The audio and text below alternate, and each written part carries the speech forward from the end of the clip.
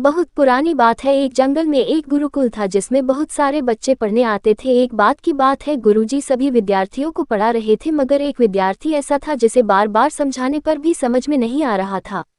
गुरुजी को बहुत तेज से गुस्सा आया और उन्होंने उस विद्यार्थी से कहा, जरा अपनी हथेली तो दिखाओ बेटा।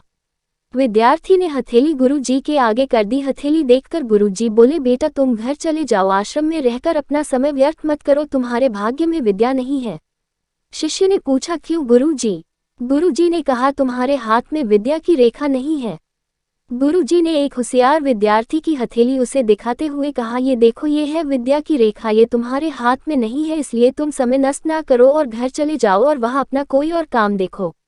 ये सुनने के बाद उस विद्यार्थी ने अपने जेब से एक चाकू निकाला जिसका प्रयोग वह रोज सुबह अपनी दातुन काटने के लिए करता था। उस चाकू से उसने अपनी हाथ में एक गहरी लकीर बना दी।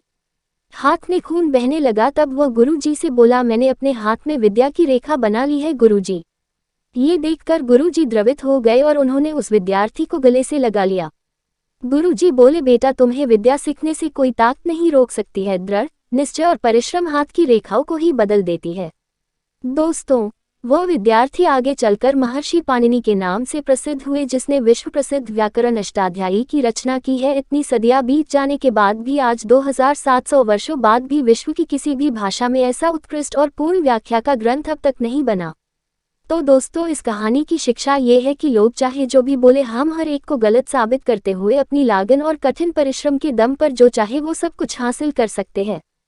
खुद को पहचानो। एक जंगल में एक कौवा रहता था। वह बड़ा ही खुश और मस्ती में रहता, पर एक बार उसे जंगल में एक बहुत ही सुंदर पक्षी दिखाई दिया। वह तुरंत उस पक्षी के पास गया। उस पक्षी का रंग सफेद था। कौवे ने इस पक्षी से पूछा कि तुम्हारा नाम क्या है? पक्षी ने हंसकर कहा, हंस।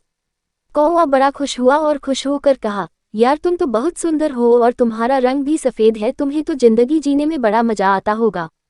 हंस ने कहा, नहीं, मुझसे ज्यादा भी कोई और सुंदर है। अब कौवा हैरान हो गया और कहा, वो कौन है जो तुमसे भी सुंदर है? हंस ने कहा, तोता। अब कौवा ने वहां से तुरंत उड़कर तोते के पास पहुंचा। अब कौवा उसे देखकर हैरान हो गया।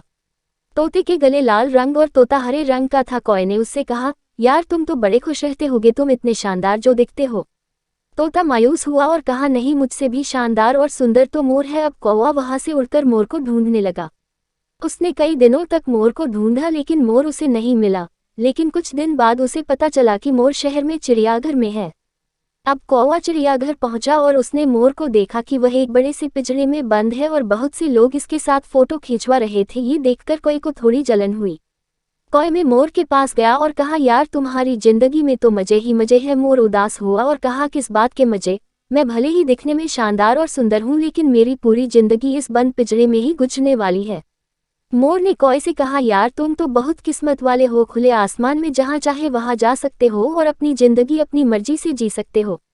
दोस्तों, एक बात हमेशा याद रखना कि जिंदगी में कभी भी अपनी तुलना किसी से मत करना, वरना एक दिन ऐसा जरूर होगा कि तुलना करके उसके जैसा तो कर नहीं पाओगे और फिर तुम्हारे पास भी वक्त नहीं होगा खुद का कुछ कर पाने की।